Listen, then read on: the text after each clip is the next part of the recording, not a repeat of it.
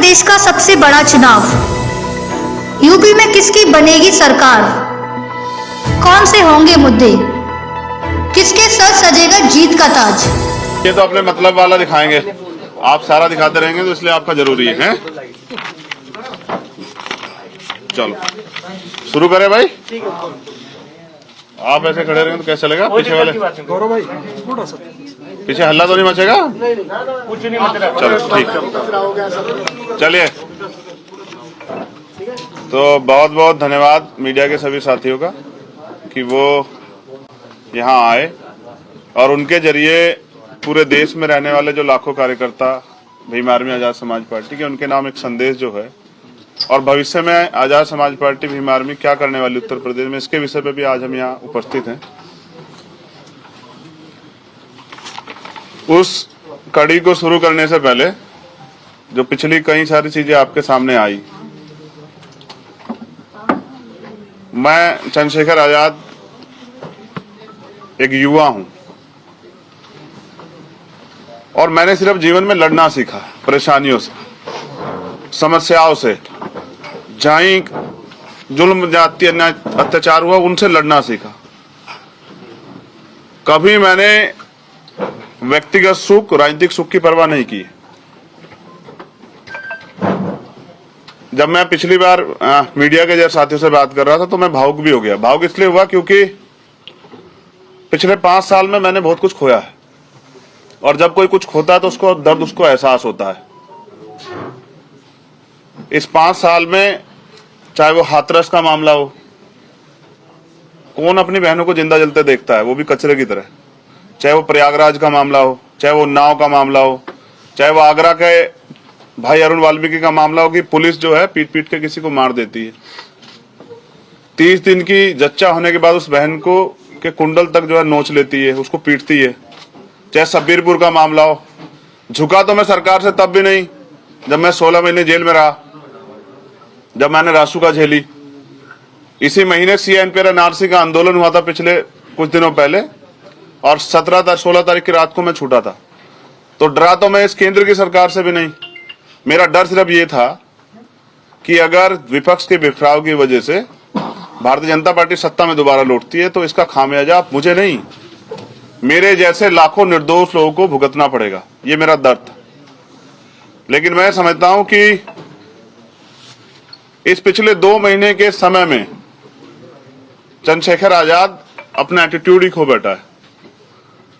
उसे लगता है कि जो ट्विटर, फेसबुक वाले नेता हैं जो सिर्फ घर में बैठ के ट्वीट करते हैं, जो 5 साल कभी फील्ड में नहीं आते हैं, जो सिर्फ वोट की राजनीति करते हैं, उनको भी ऐसी राजनीति की जरूरत है। लेकिन मैं गलत था। मैं समझता हूं हमारी ताकत भीम आर्मी आजाद समाज पार्टी के लाखों कार्यकर्ता हैं जिन्होंने सरकार से मोर्चा लिया और विपक्षी भूमिका अदा की है। कोई मामला हो, किसानों का हो, कोई नेता हो किसी पार्टी का, चाहे आज वो विकल्प के रूप में हो, कुछ भी हो, किसी को आपने सड़क पे नहीं देखा होगा।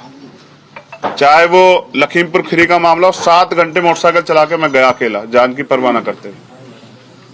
चाहे वो पूरे देश में साइन बाग बनाने की बात हो, मैं अकेला व्यक्ति ऐसा था जो मुस्लिम भाई की लड़ाई में जब कोई छू भी नहीं रहा था तो मैं 27 दिन जेल में रहा और मैंने 250 लाठियां खाई।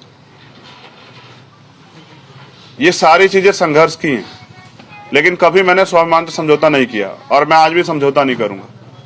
हमने तय किया है कि आजाद समाज पार्टी अपने बलबूते जो उन्होंने आज तक काम किया है, उस काम के बलबूते जिसकी लड़ाई आज तक उन्होंने लड़ी है, उन माओ के, उन बहनों के विश्वास के भरोसे, उन बुजुर्गों के आशीर्वाद के भरोसे और बाबा साहब अम्बेडकर और मान्यवर काशीराम साहब की विचारधारा के भरोसे उत्तर प्रदेश में चुनाव में जाएगी। और मैं एक युवा हूं, अगर आज मैं डर जाता हूं, स्थापित नेताओं के सामने घुटने टेक देता हूं, तो मैं समझता हूं कल कोई गरीब युवा हिम्मत नहीं दिखा पाएगा, वो हौसला नहीं कर पाएगा कि वो परिवर्तन के लिए लड़े और वो तमाम तरह की ताकतों के खिलाफ खड़ा होकर अपने देश के बारे में सोचे। आज सबको सिर्फ सत्ता से मतलब है, लेकिन हमारी लड़ाई कभी सत्ता की रही नहीं। हमारी लड़ाई तो सत्ता के साथ व्यवस्था परिवर्तन की है। और आज जो गठबंधन जो सामाजिक न्याय की बात कर रहा है वो कितना खोखला है, बिना दलितों की बात आप अच्छी तरह जानते हैं। तो हम ये समझते हैं क्योंकि पिछले 2 महीने में हमारे साथ छल हुआ, हम राजनीति को समझ नहीं पाए, क्योंकि हम नए लोग हैं, ईमानदार लोग हैं। हमारे लिए राजनीति इसी तरह की चीजें थी जिस तरह हम सामाजिक आंदोलन चलाते थे। कुछ लोगों के लिए ये हंसी का विषय भी होगा कि भाई चंद्रशेखर को उन्होंने बेवकूफ बना दिया, किसी और ने बेवकूफ बना दिया।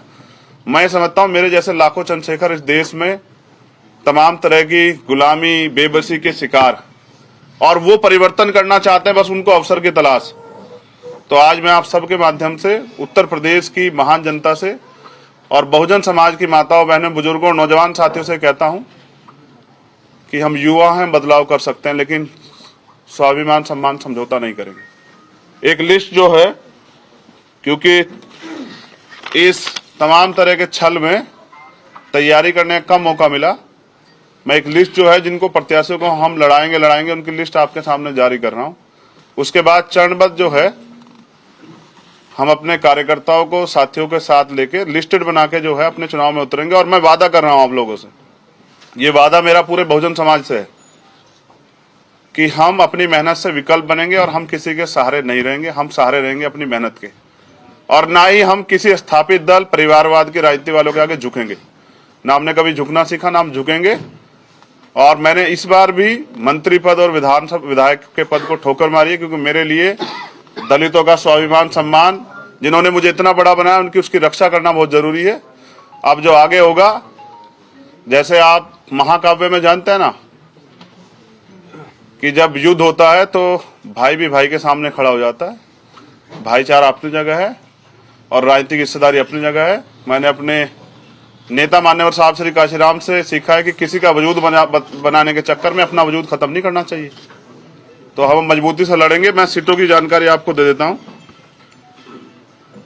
मेरे गृह जनपद से नकुड़, रामपुर मनिहारन, देवबंद, सहारनपुर देहात, गंगो, चरथावल, पुरकाजी, मुजफ्फरनगर शहर, धामपुर, नहटोर, हापुड़, नूरपुर, आगरा साउथ, नोएडा, चंदौसी, कुंदरकी, आलापुर, जखनिया, सिरातू, मलियाबाद, पलिया, मुबारकपुर, मोहम्मदाबाद, हरगांव, हस्तिनापुर, जलेसर, एतमादपुर, खुर्जा, मेरठ कैंट, सगड़ी, जयसिंहपुर, तिरवा और माठ। ये विधानसभा कितनी सीटें? टोटल सीटें हैं 33 या 34, कंफ्यूजन एक नाम में हो सकता डबल हो, तो मैंने पढ़ दी पहले। अभी ये मैंने वो घोषणा की जिन पे हम लोग लड़ने के लिए, जिन पे हमसे बात हुई थी, बाद में हमसे छल हुआ, जिन पे हमने तैयारी की थी। लेकिन ऐसा नहीं, भीमार में आजाद समाज पार्टी कार्यकर्ता हर विधानसभा पे, और हमने साबित किया था जब बुलंदशहर उपचुनाव हुआ कि बड़े बड़े दल जो आज अहंकार में हैं, वो तीसरे, चौथे, पांचवें नंबर पे थे, हम तीसरे नंबर पे थे। हमने आज जो कुछ प्राप्त किया है अपनी मेहनत से प्राप्त किया है, खैरात में नहीं प्राप्त किया है। और अगर आज युवाओं के इस लड़ाई में मैं कमजोर पड़ गया ना, मैंने फिर कहा कि फिर कोई सत्ता के आगे लड़ेगा नहीं, फिर कोई भगत सिंह नहीं पैदा होगा, फिर कोई उधम सिंह नहीं पैदा होगा। तो मेरी लड़ाई ईमानदारी की है, मेरी लड़ाई सत्य की है, और सत्य कभी पराजित नहीं हुआ है। मैं ये भी वादा करता हूं कि जब चुनाव के रिजल्ट आएंगे तो आप देखिए आजाद समाज पार्टी अपनी ताकत मेहनत से ये साबित करेगी, और जब सरकार बनाने के लिए किसी को हमारी जरूरत पड़ेगी तब हम भाजपा को रोकने के लिए फिर सबकी मदद करेंगे। लेकिन अहंकार अच्छा नहीं होता है। तो आप यहाँ सब आए, आपका बहुत बहुत धन्यवाद। ऐसे ही वीडियोस देखने के लिए सब्सक्राइब करें प्रदेश समाचार नेटवर्क और लेटेस्ट वीडियोस के नोटिफिकेशन के लिए बेल आइकन दबाना ना भूलें।